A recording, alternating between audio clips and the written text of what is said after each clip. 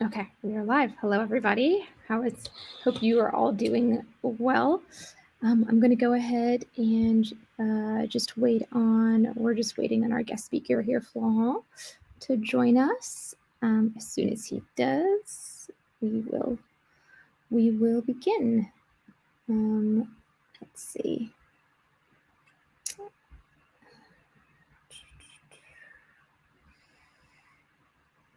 Maybe I can just go ahead and just share my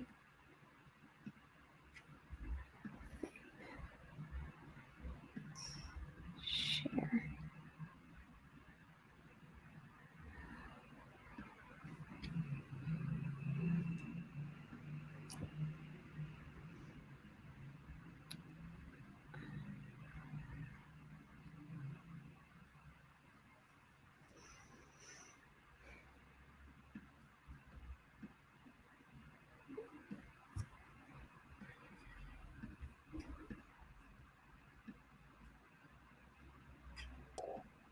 All right, perfect.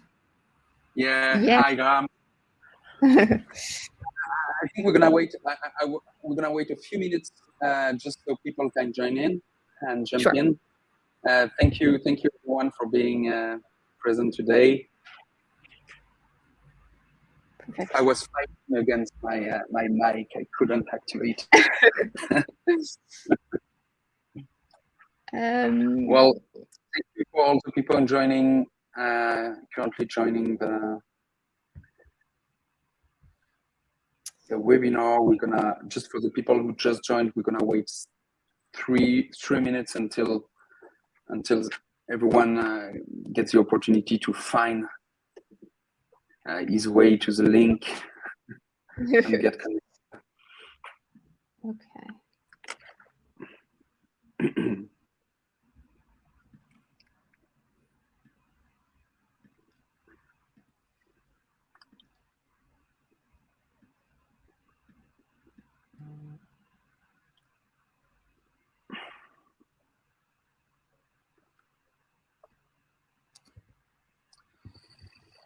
Well, okay. 2 minutes. We're gonna, I'm just uploading.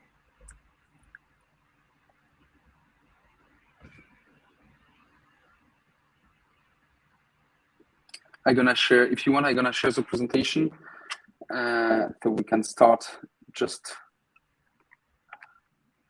in 2 minutes. Okay.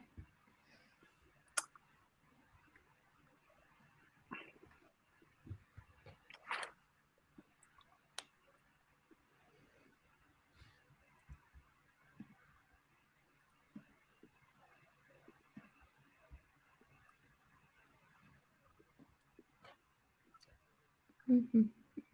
Mm-hmm.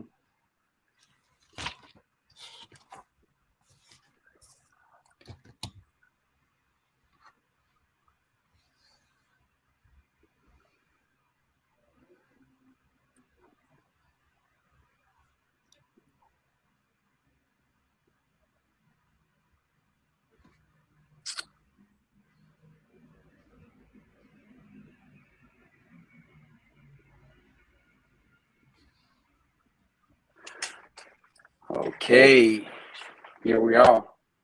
All right.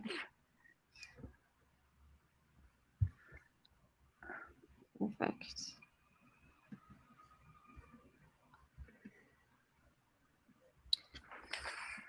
So, all right. Thank you. We're going to go ahead and start, right, Flo? Perfect. Yes, right. Thank you, everyone. All right, perfect. Good evening, everyone. Thank you for joining us here today to learn more about what you can do to optimize your canvassing operations on and off the field. Before I introduce our guest speakers and get started, I just wanted to quickly go through some of the options you have available right on the Livestorm webinar platform we're using here. So first of all, you are anonymous. So when you use the chat option, only your first name will appear. So go ahead, feel free to chat amongst yourselves. Second, the question tab allows you to ask questions in private directly to us moderators. So use this throughout the presentation, and what I will do is I will consolidate your questions and ask the speakers at the very end of their presentation. And then third, the polls tab gives us the opportunity to ask you guys some questions, get some feedback and some opinions from your end. So keep an eye out for that. And then lastly, we will stay online after the presentation to open the floor to Q&A. So do not worry, you'll have the opportunity to get some answers. And lastly, we're aiming for about 45 minutes tops for combined speaking time between our speakers this evening. All right. So without further ado, I have the pleasure of welcoming and introducing a couple of our guest speakers. The first being Grahame Woods, who was the campaign operations lead for the Tauranga by-election in New Zealand. So, and Grahame and his team and party ran a successful by-election not 3 weeks ago. So congratulations to them. Grahame will be taking us through his experience in a more practical and use case approach to canvassing operations in relation to his lessons learned from this past by-election. And then second, we have Florent Barre with us, who is the CEO and founder at Common, the civic tech web and mobile app used by political candidates, NGOs, interest groups all over the world to strategize and manage their campaigns and projects. And then lastly, there's me, Helen Sabatine. And I'm the international account manager here at Common, where I get to listen to campaign needs, brainstorm solutions, and learn from many of our clients. But I won't be taking up too much time. Really just to point to some figures here that are important to keep in mind to highlight the viability and potential of canvassing operations done right, and why points that Grahame and Florent have and will bring up are crucial to having meaningful exchanges with voters within the scope of your campaign. Like things that 60% of doors that you knock on won't answer. And the ones that do, 80% of them only last for 30 seconds, while 10% go on for longer. So we'll be exploring strategies of what to do to have those volunteers prepared and confident for worthwhile conversations with all types of voters, and suggest materials and tools that should be available and ready to use when your volunteers conclude their interactions. Not least to say that compared to other campaigning methods, canvassing, door-to-door canvassing comes out on top against phone banking and leafleting for getting out the vote. So here we can clearly see the value of canvassing, bringing canvassing to your campaign. And we'll go through ways to adapt your strategies to accommodate mass shifts in behavior due to many things, not unlike a pandemic like COVID, and bring out the most of your operations. So Grahame, I'm going to pass the baton to you to tell us a little bit more about you and your canvassing systems and strategies in place that helped bring you guys to a successful campaign. That's great. And maybe, sorry for that, Grahame. No, maybe because I see people connected, but if you guys can send us chat messages to say that you are here and everything works, and you can hear us well, because sometimes we don't have the video, so we don't see you. And don't hesitate to ask your question, and don't, while you have the chat and the question tab, etc. And Helen, if you can share the presentation, because I don't have, so I'm gonna switch off. I don't have Sam's presentation. I'm gonna go ahead and start. Floor is yours, Grahame. Thank you. Perfect. No, thank you. And good morning, good afternoon, or good evening, depending on whereabouts in the world you're watching this webinar today. And thank you to Helen, Flo, and the entire team at Common for having me present what our experience through the Tauranga by-election around canvassing.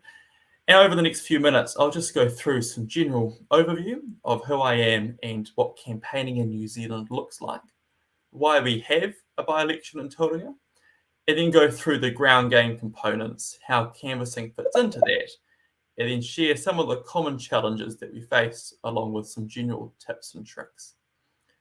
So we'll start with who I am. So my name is Grahame Woods, and I've been involved in New Zealand politics since 2014, predominantly in and around the New Zealand National Party, which is New Zealand's largest centre-right political party and currently the largest party in opposition in our parliament. Over that time, I've held numerous volunteer roles, including chair of the party's youth wing's second largest branch, and have worked for both the parliamentary and party wing of the organisation. For the last few years, I've worked as a Central and Lower North Island regional advisor, working with groups of electorates throughout the country, before stepping into a campaign operations role for the Tauranga by-election.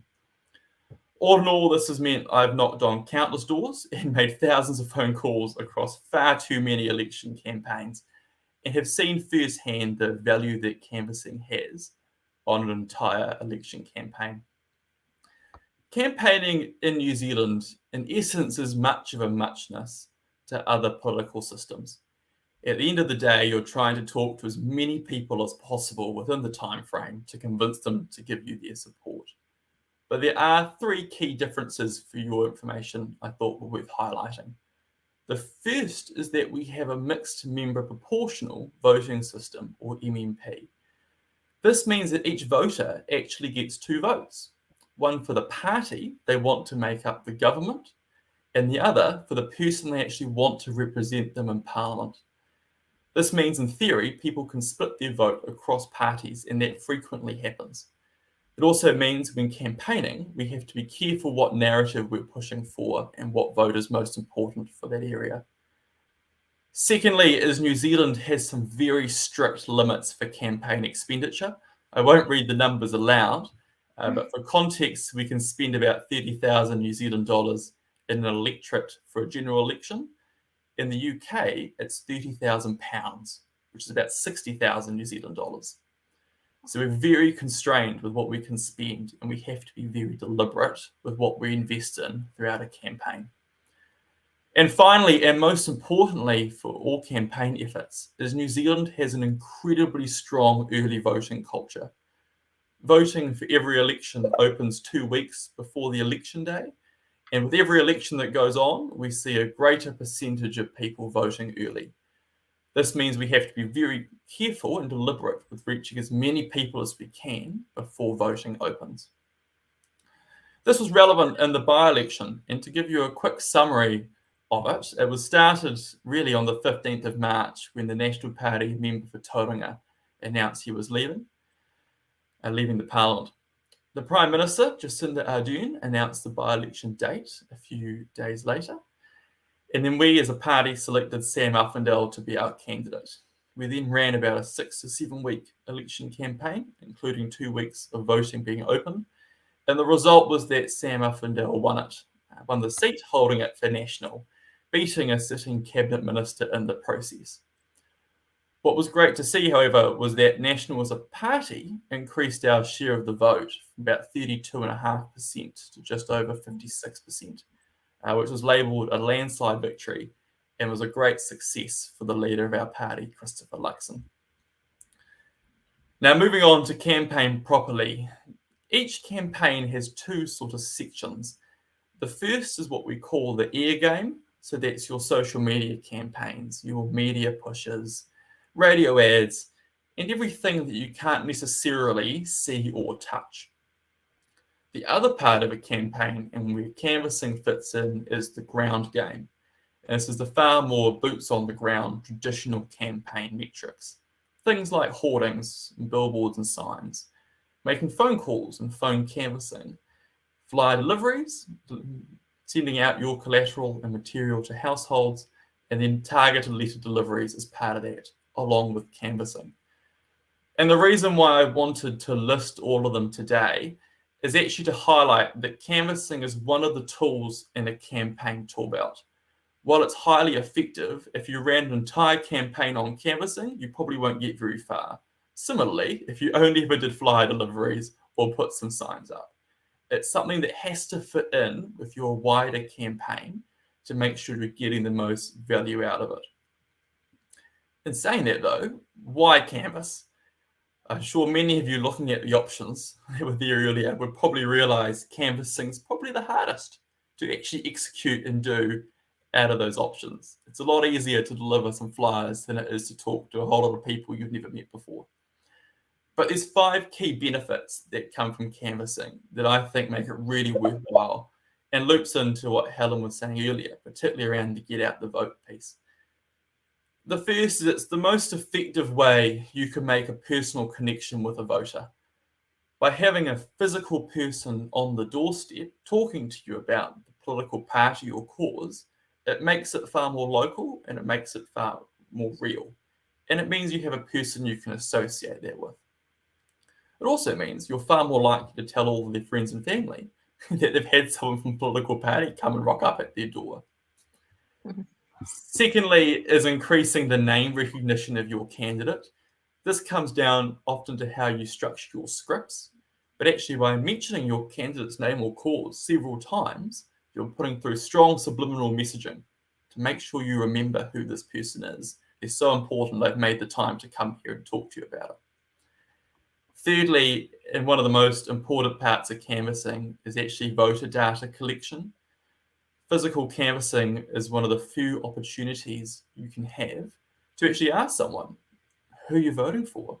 Do we have your support? What are the issues that matter?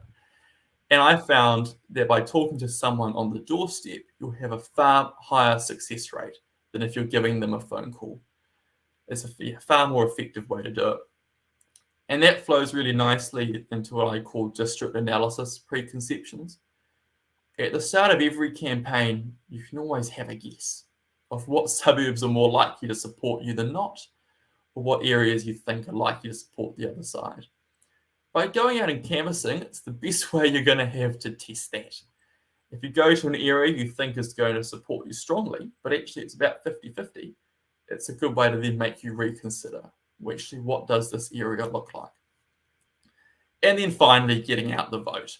I mean, as Helen says, it's one of the most effective parts and most beneficial parts of physical canvassing, particularly when you have an early voting period like we do in New Zealand. The ability to stand on a doorstep and say, have you voted? No. Well, here are the 5 polling places near you and when they're open. Are you okay getting there? And actually having that conversation and creating a sense of urgency with people that actually, yes, the election is getting closer and voting is now open. Make sure you go and issue your vote. So that's all well and good. So let's say you're signed up to canvassing and you're so keen to get going with it, which is great. But I want to look back to that comment I made earlier and just ask you to consider how it's going to fit in with your wider campaign. I'm a very firm believer that no voter should ever hear about your candidate or party for the first time when someone's talking to them about it on their doorstep. Because you'll get one of 2 reactions. They'll either think you're mad because they don't know what's happening, or they'll just be very confused about the whole situation and get a bit flustered. What I've always found to be successful is pairing canvassing and your canvassing scripts with a leaflet or piece of material you're issuing beforehand. Let's say you start with a leaflet of this is who our candidate is, their values, their morals, and then you have a canvassing effort that reinforces that. Not only are you pushing the message in for people who have engaged previously, but if they receive the leaflet, put it with the other circulars in a pile and didn't bother to read it, they're far more likely then to actually go and take the time to have a look because they realize something big is happening. I won't read out the whole process, but it's a draft one that I threw together, a 6-step campaign. So how do you actually run it? If let's say you're signed up to canvassing and you're going to do a big push one weekend, what do you need to do to make sure it's successful? So there's 4 key questions I'd put to you. The first is consider when your supporters are likely to be home and where they live. As Helen said earlier, about 60% of people won't be home, but you can minimize that. If you know an area where most of the people there are retired, they're far more likely to be home during the day than an area where people work 9 to 5. Have a think beforehand of where you're going to get the best value for time, particularly if you're canvassing throughout the week rather than a weekend. Secondly, consider what contact you've had with them already. Have you got a leaflet or a letter to their door previously? Have you called them? Or do you have 6 signs on their street? What relationship do you already have with that voter? And how will that feed through into what you want to talk to them about? It's something by considering that at the start, you'll receive some better results at the end of it. Thirdly, is what tools do you have to actually support canvassing?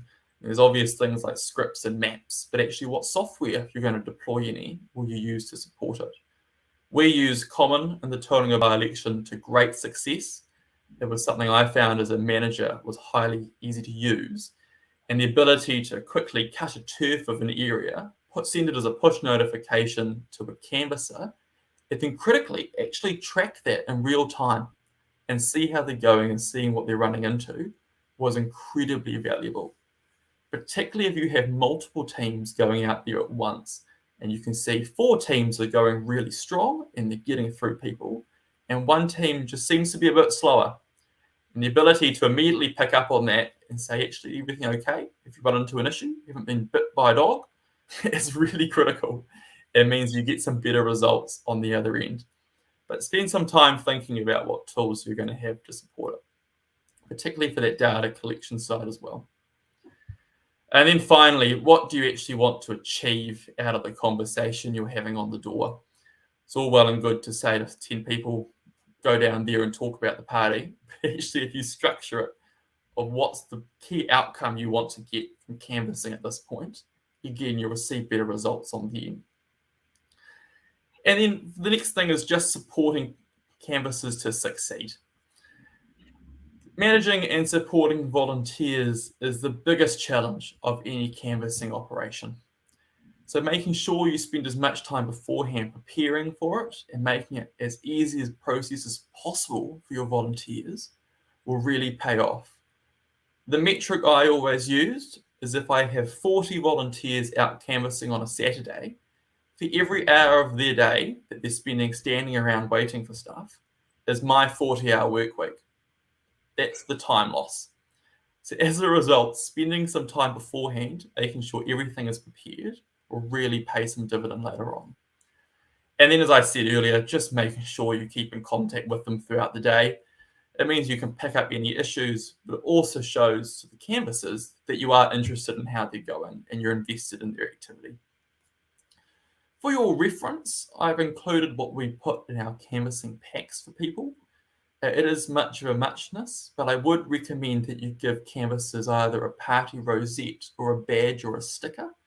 It just means that people on the doorstep know where they're from, what organisation they're from, and what they're going to be likely to talk about. Just makes for an easier introduction. So some common challenges that you can get through canvassing. The first, as I mentioned earlier, is volunteer engagement and turnout. This is something that you'll face in every campaign, and the only solution is to take the time to develop a strong personal relationship with your volunteers. The person's far more likely to come back and enjoy it if they feel like they've gotten to know you on a personal level, particularly if you're the candidate. Volunteers having face time with the candidate they're out there supporting will mean they feel far more valued and more likely to come back the next time.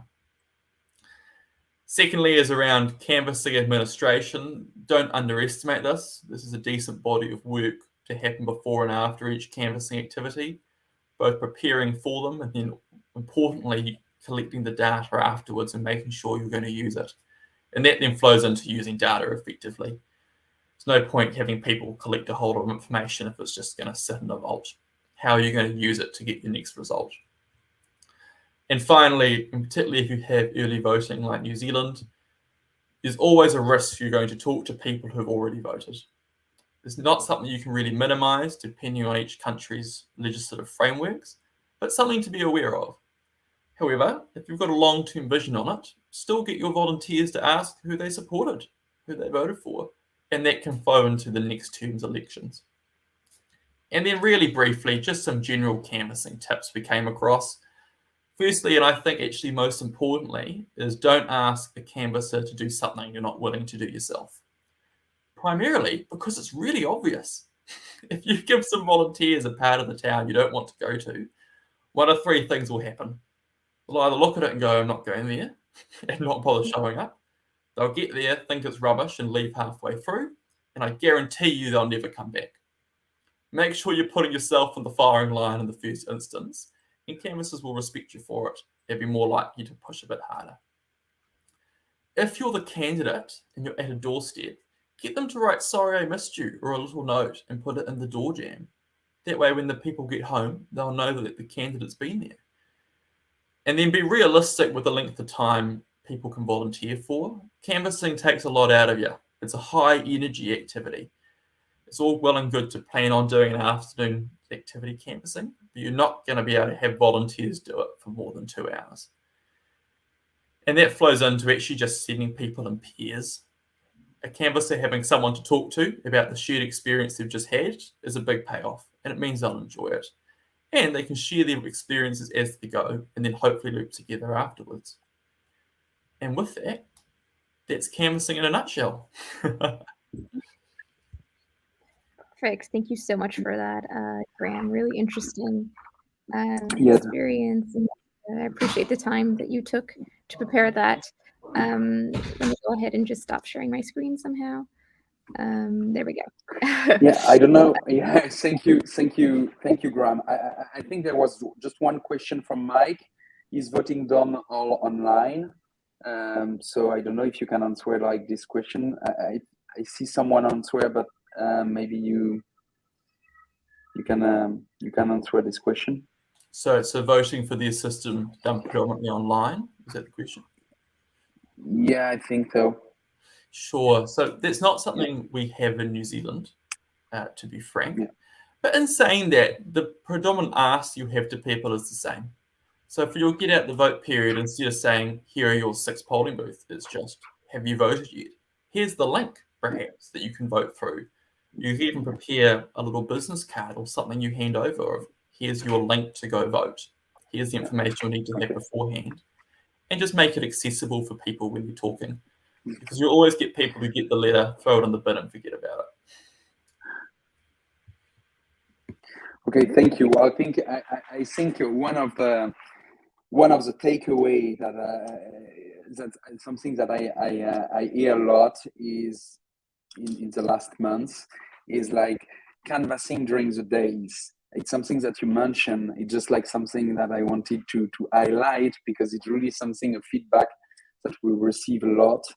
That people start canvassing during the day in neighborhood where you can find retired people or more people who are unemployed and so on, and say how effective it is because people have more time, have plenty of time, and are actually happy that someone comes and start a conversation with you. Just a little thing like this.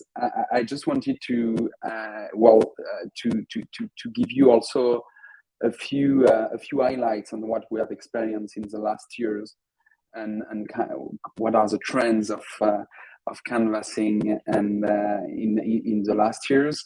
Maybe first we saw those slides at the beginning, but it's always good to remind why canvassing is actually really efficient, and it's well, metrics provide always like a new highlight on this. So 1 out of 14 people can be transformed into actual voters if you meet them in real life. It's 1 out of 38 for phone banking, 1 out of 10,000 for emailing and social networks. It's important also because canvassing is the best way to reach people who are not convinced yet. So you don't have so many ways to reach people who are not in your inner circle or just people following you on social network. But canvassing is one of those ways that help you to reach people that you can't reach if you don't go to meet them. And other metrics, just I wanted to remind, is like that 60% of doors that does not open. It's totally normal if it's the reason why it's important to as Grahame said, to organize short session, because it can be tiring for your volunteers to have like so many doors closed. But even if you just have 10% of doors open, it's always good to have a conversation with people and collect data. So that was just something. Just wanted to share a few things that we experienced during COVID-19, because COVID-19 gave us opportunity to find new ways on canvassing. One experience that I wanted to share is at Park to Park. It was like during the London campaign. It was in 2020 and 2021. They decided, because it was tricky to go door to door, to go park to park, because people were gathering in parks, and they sent volunteers all over the city to start conversations. So they did it with an app, with a survey, and try to start conversation with people, not at their place, but in parks, and it was like a great success. So just a small experience during COVID-19. Another experience is like release what we call now the digital canvassing. So using a system or that allows your volunteers to do what we call peer-to-peer texting or peer-to-peer phoning. It means that instead of going to see people at home, you ask your volunteers to call their contact and text their contact they already have in their address book, and try to convince them to get out the vote, or to make a donation, or to come to your next online meeting, and so on and so on. So you got system. We also have system in the common platform to do that, but it's exactly the same system of trying to reach people that you would not reach if you just do an online campaign, and thanks to your volunteer you can reach those people and have like on start conversation, except it's digital conversation. So it's kind of new ways we experienced during COVID-19. Some of the deep trends we also experienced in canvassing in the last months. Of course, digitalizing canvassing. You had this slide earlier, Grahame, saying that it was a challenge to organize, actually, to make sure that you go everywhere and which streets you have done, not done, etc. You have the challenge to try to motivate volunteers and provide them with materials, information, so they know exactly what to do. They feel confident and free about it. And one of the challenges was also like capture data, and obviously digitalized canvassing helps you to capture data in a way you can actually use it. It helps you also to organize and provide materials to your volunteers, thanks to mobile apps, script, and all the materials they need gather in just one app, so in the pocket, and capture data so you can actually use it and send emails, make calls, send text messaging, so you make sure that they have a follow-up after you actually meet the people. So there is a follow-up just after your meeting. One trend, it's a long, it has been like for in some countries years and years, that you can do targeting, but now you have tools that allow even like smaller campaign and not national level campaign to use targeting tools. It obviously depends on your country and where you are, but you have now you have more and more tools. It can be that allows you, and data available that allows you to do targeting.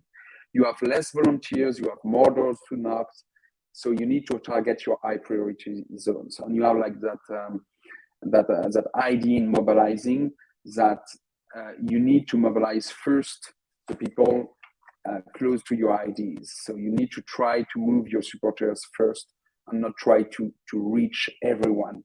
And obviously targeting is one way to do so, and also to motivate your volunteers, because if the project is too big, if you say that we have 1 month to target 10,000 homes and you are just 3 of you, it could be a disaster in terms of motivation of the teams. But if you said, okay, we're going to target this area just because we know that our party has a lot of turnout last time, but it's a strong zone for our movement. So it's motivating, and people are happy to canvas with you. Deep trends is collect information, and it's a must-have now. There's a book that we really like at Common, is a book called The Revolt of the Public. It's by Martin Gurry. He's a former CIA analyst, and he writes a lot about politics and media, and he was one of the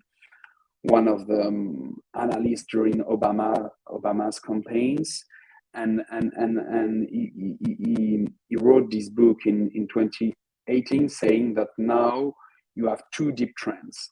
The first one is that it's a real challenge to reach people's attention. So it's obvious now, but what it means, it's even if you meet someone during a canvassing 2 months or a few weeks before the election, if you don't collect an email, a phone number, and information that allows you to catch up a few days before the election, it has less and less importance, because people, you need to reach their attention, and they forget about you. They just know someone passed by, but if you don't, if you are not proactive, and if you don't build a lasting relationship and call them back a few days before the election,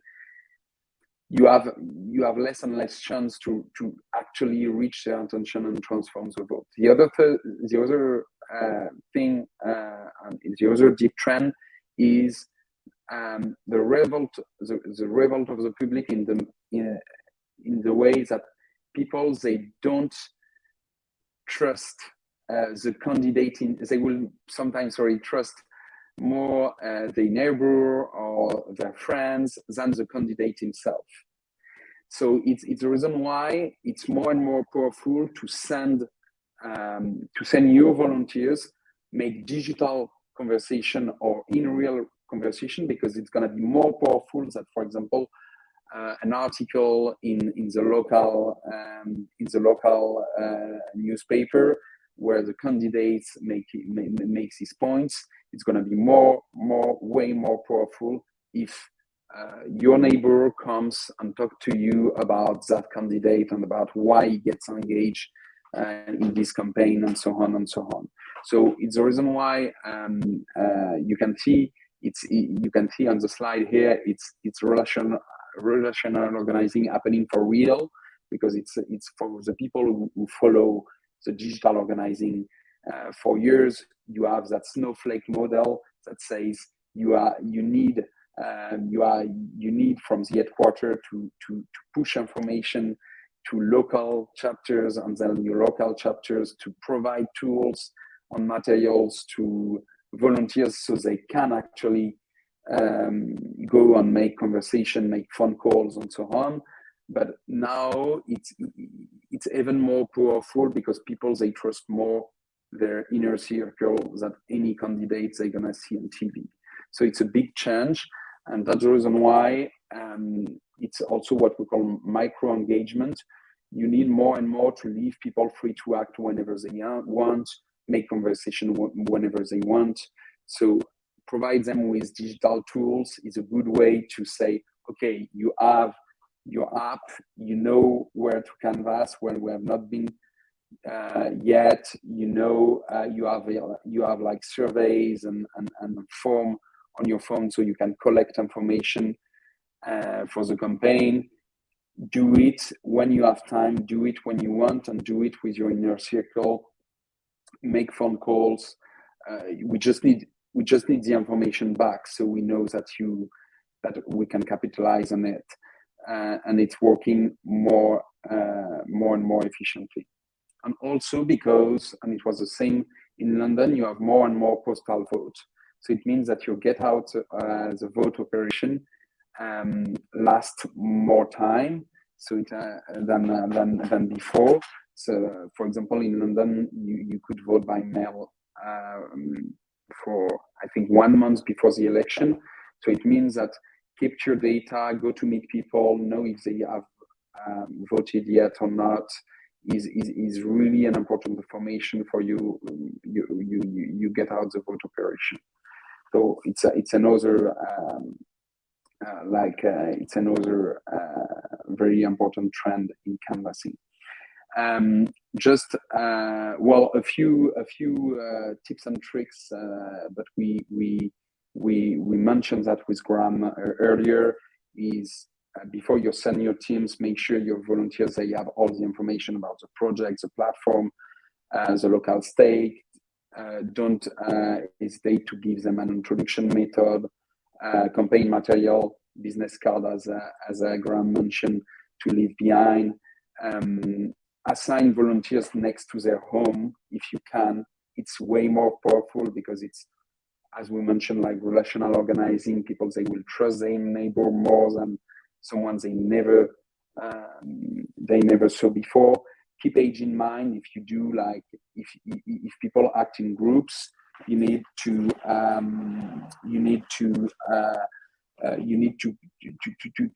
put someone agile with technology and someone which is less confident about technology, especially if you use a digital system.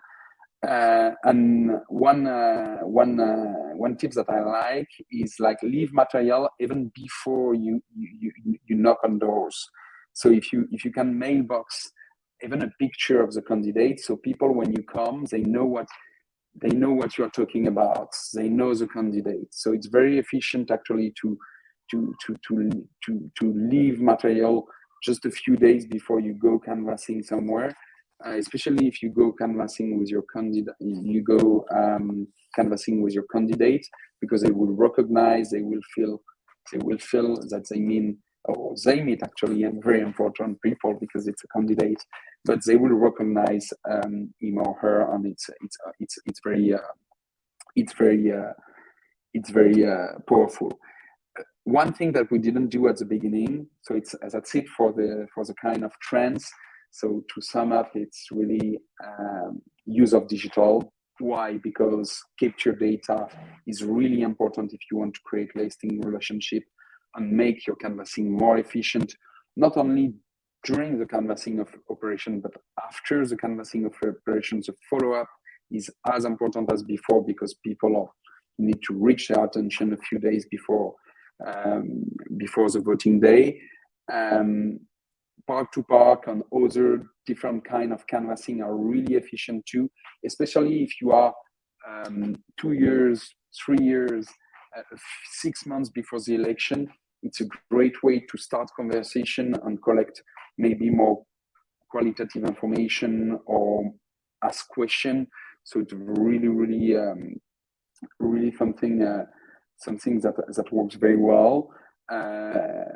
Relational organizing is really efficient too. So try to provide and to unleash actually the potential of your team. And the way we used to canvass with the HQ saying everything about the canvassing is maybe not the most efficient way today to make sure that you're gonna knock on enough doors, or and that's something to consider. And also targeting, which is a good way to fight against the fact that we don't have always as many volunteers as we would like to have, and also to increase motivation, because if you target well and you have more and more tools, including common, to do so, if you target well, you're gonna have more doors open, so it's more motivation for your team. Just a few words about common, because we didn't get a chance to tell you a bit more about us. Even if you guys want a demo, don't hesitate to send us a message in the question tab or in the chat. Just to tell you, so Common, we are a citizen engagement platform. We provide tools to NGOs, non-profits, organization, political movements, campaigns, elected officials, with 3 bricks. So one is digital organizing. We allow you to organize with a very simple app, an easy to use mobile app, all your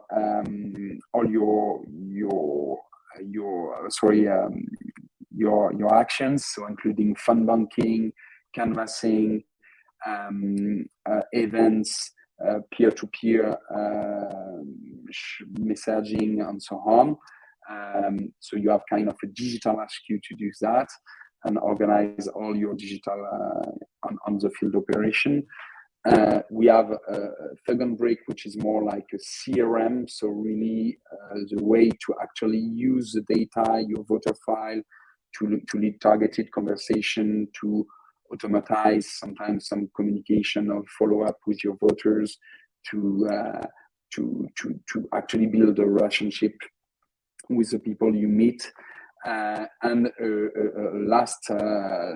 last brick, which is more a data analysis tool that allows you to understand where you have been, where you have supporters and no supporters, etc., but also analyze profile of the areas, so you can target your canvassing. That was for a short presentation of Common, and that's it. So if you guys, if you, Grahame and Helen, have any reaction, don't hesitate. If you guys have questions, don't hesitate to use the chat and ask your question. I just share some I don't know, just some images of campaign that leave like uncrafted postal card when they can't meet people because they are not at home. So just I love those pictures, so I share them with you. Don't hesitate to ask any question, and if you have any reaction, we're gonna stay a few minutes and continue the conversation if you want. Grahame, I don't know, Helen, I don't know if you have any reaction or any question. Yeah, one thing I was going to really emphasize from your presentation, Flo, was I've always thought you should view voters as customers.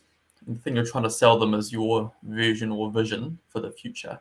And that really relates to, as you were saying earlier, try harvest data and put them into a CRM tool or something similar and treat them as customers going on there. I mean, we have members of parliament now where our first interaction with them was when someone knocked on their door. And we collected their data, put them into it, we converted that to a volunteer, to a member, to someone who's interested to be an MP. And actually, that's how you should look at everyone who says that I'm interested in your movement or your cause, keen to hear more. If you look at through that lens, you can see some great results, more than just the election coming up. Yeah, a friend of mine says he says that you win your first election sometimes just for political reasons, but you can win your re-election just with logistics. And it's a bit about that. Well, it's a bit cold as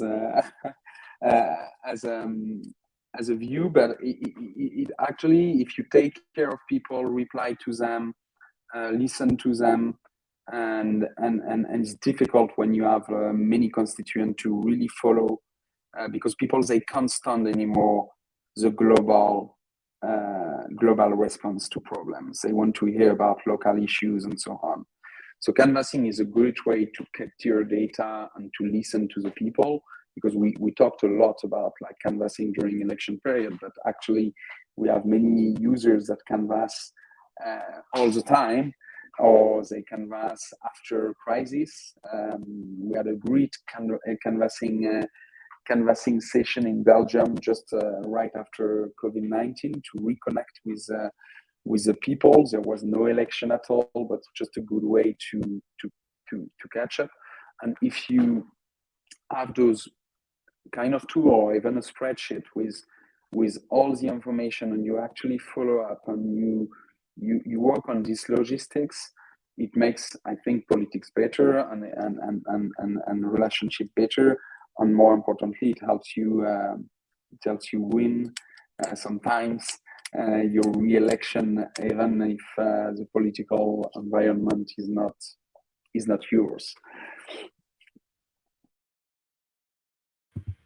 No, you're being on. We use a common phrase that all politics is local, and we found that something actually any canvassing team will find, because we were campaigning for a central government position to be filled.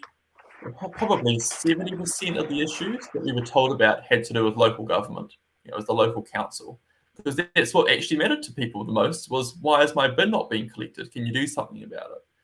And it's something to be aware of, that it will happen, and don't get frustrated by it. And if anything, you can use that to re-emphasize my candidate will be a strong local voice or something to that extent for all your issues. It's just something to be aware of. Yeah. Totally agree with that. I don't know. Thank you. I just published 2 polls. I saw that some people find their way, because I already saw people answering the polls. Don't hesitate. So you have a polls tab. And don't hesitate if you have more reaction, more questions, guys. The chat and the question tab is here. If not, thank you and thanks a lot for being there tonight or today or this afternoon, because like we have got people from Canada, from Romania, I saw, from the US too, and from New Zealand. So thank you all for joining today. Don't hesitate, again, if you have any question or any reaction. We're gonna stay here for a few minutes. We have a question. Okay. From Mike here, is data easily uploaded to Common? Who wants to answer this question? User, if that's helpful.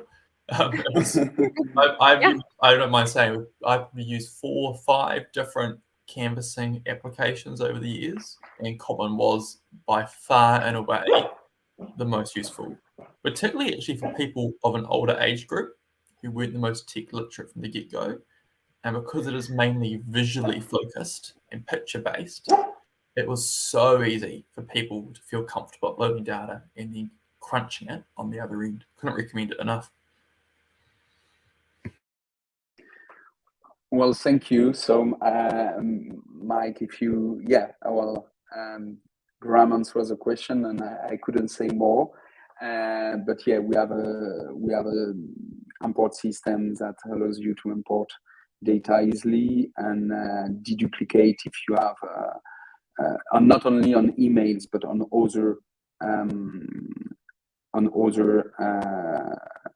other information such as date of birth or address and so on. But if you want a demo, don't hesitate. Sorry, it's sometimes a bit difficult for me to finish phrases because I'm just out of COVID. I just had COVID, so I'm still sometimes looking for my breath. But sorry for that. I hope it's still clear. And to answer your second question, can you use it offline and then sync later? No, we have a low network mode that allows you to actually work if you are in a building or in a low network area, but it's not fully offline. There is a reason why, because as we use geolocalization to make things easier for your volunteers, we don't do full offline because some features would not be available. But it's optimized for low network, and it works in building. When you do canvassing in building, it works in countries where you have like very bad network. We even have NGOs in the north of Senegal using it for canvassing in zone where internet is not very stable. I'm currently in France, where you have zones which are really not really well covered by the internet or 4G or 5G or anything, and it still works. It's low network mode, so it's not fully offline, but still, we never experienced any problem with low network mode.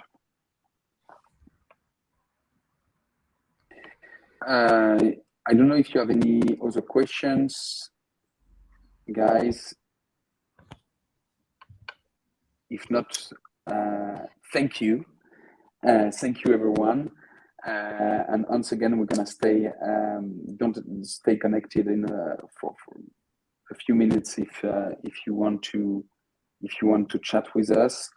For the others, have a nice day, and see you next time. Don't hesitate to answer the polls. Yes, please do. And thank you, Grahame. Thank you, Helen. Thank you, Grahame. Thank you, Flo. Great. Thank you, Mike. If it's fine with you, Grahame, we're gonna stay just a few minutes, because sometimes you got a question that pops in, and I see that we still have many people connected. Well, so people start. So either they sleep, or no, they start. Okay, they start leaving.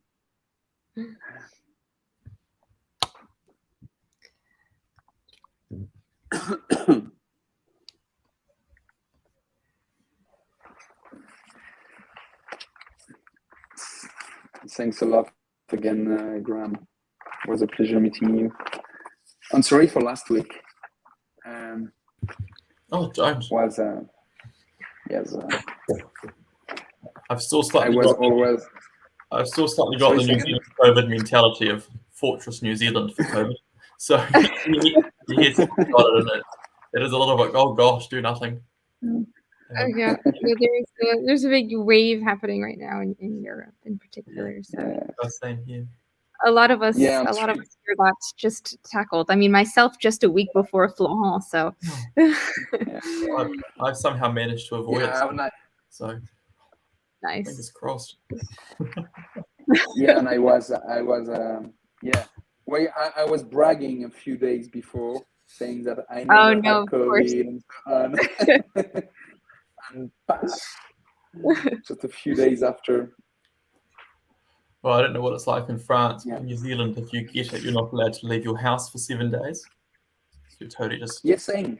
Yeah. It was my first... it's my first day out today.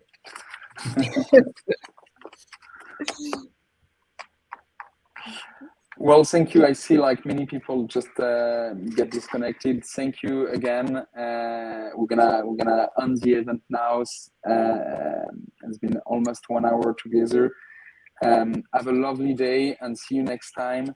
Don't hesitate if you have any question. It's common.com. Thank you, Grahame. Thank you, Helen. Thank you both. Thank you, Grahame. Yeah. Have a good rest of your day. You too. Sleep well. Have a good day. Thank you. Bye-bye. Bye.